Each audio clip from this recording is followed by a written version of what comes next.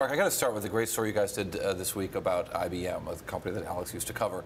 IBM came out with a press release during the president-elect's sort of transition period, saying $1 billion in spending on job training, and they're going to hire tons of people, right? Yeah, 25,000 jobs they were touting. And yet, this is while they're actually laying people off. And yet, they just so happen to be doing multiple rounds of layoffs, potentially thousands of people that they just did their third round in late November. We reported, and so, I mean, it sort of shows that a lot of this is all for appearances, sort of political theater, and you know, the actual job numbers aren't so clear. And it comes at a time, Alex, as you know well, the company's got 19 quarters in a row of declining revenues and things at IBM maybe not looking so positive. The company's smaller in terms of revenues, profits, and headcount. That's right. I mean, they are focusing on these new areas. They're focusing on basically all of the cloudy stuff, but the older things that they're selling, that revenue is falling faster than the new stuff can make up for. And look, you've heard Ginny Rometty over the past 5 years talk about we're remixing all of these people, we're moving these people around, but this story is a story we've seen before for them. They've promised to hire people in the Midwest, and then they fired people. They've promised to expand in different areas. So it's the way that IBM says things. Exactly, and the timing, you know, is interesting with Trump now being the big job promoter. Maybe the advice for people following IBM is follow what they do, not what they say. Maybe that's good advice for following all companies. Proof is in the pudding.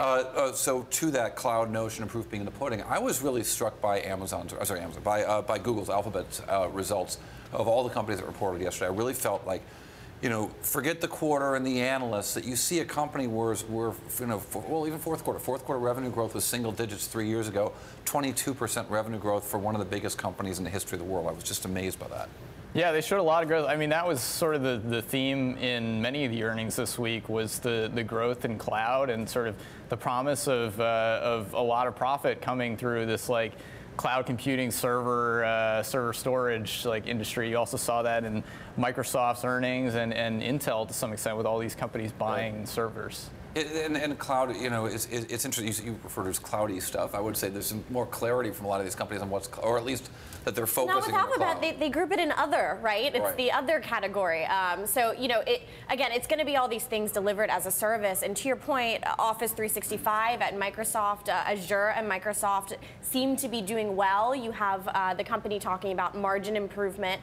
And that seems to be the theme with a lot of the enterprise tech companies. They spent so much over the past few years trying to ramp up on having data center capacity, selling things like Intel does that play into data centers. And now it seems like some of that is shaking out, and we're seeing kind of the fruits of those labors.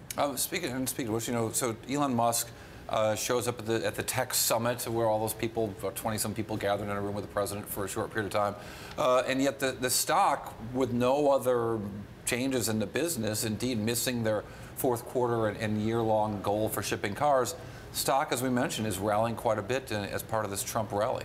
Yeah, not many changes in the business itself, but a lot of changes in the political environment. I mean, Elon has very quickly developed this relationship. It doesn't hurt to have his relationship with Peter Thiel, but developed this relationship with Donald Trump. Point, Peter Thiel at PayPal, when they bought Elon's company, Elon briefly ran PayPal before he got fired there. And Peter Thiel's Founders Fund is an investor in SpaceX, invested in Tesla, and so Thiel and Musk go a long way back. Thiel, obviously, Trump's right-hand man and almost his ambassador to Silicon Valley, has presumably helped broker some connection between these two. So there's the perception of this, you know, connection between Trump and Musk that could benefit Tesla, but also just the fact that Tesla develops cars. They make the cars here. They don't import like many of the other automakers. I mean, you do have the bear case, though. Morgan Stanley analyst Adam Jones came out and said, look, Trump is not part of the investment thesis here. We're looking at the Model 3, which is in production right now. We're looking at the integrations from the Solar City. We're looking at this kind of made in USA thing. Doesn't fundamentally change the business itself. Well, and if the subsidies go away, I don't know if we expect clean energy subsidies to come out of Trump more than it came out of the Obama administration. So if those subsidies go away, this very expensive car gets even more expensive. Probably see a lot of import taxes for their competitors. We shall see about that as well. I thought this AppDynamics story, you're our IPO reporter now. You got the easiest job in the world last year because there were no IPOs. No IPOs, almost no IPOs. So you got lots of snowboarding, and we're happy for you for that. But this year, we expected a lot of deals. This big deal this week got sort of snatched away from the public markets with Cisco buying AppDynamics. That's right, $3.7 billion sticker price for AppDynamics, which was supposed to be the first U.S. tech IPO of the year. And Cory, I was looking at the numbers before this. There are no companies, no technology or communication companies on the road right now through basically mid-February looking to go public. So we have all of this talk about this going to be a busier year for IPOs. We have all of this kind of need for exits and need to have a better exit environment from Silicon Valley and the investors here, and we haven't really seen it yet. Obviously, Snapchat is the big company looming. Right. We still hear that's as soon as March, so first quarter listing from that big company. But in terms of the little ones, you know, we've written on MuleSoft aiming to go public as soon as the first quarter as well.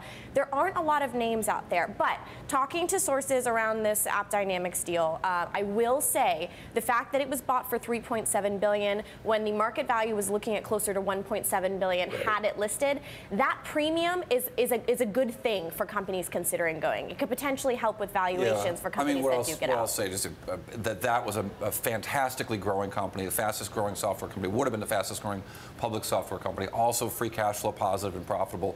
There aren't a lot of companies like that in Investors were excited. Investors were excited.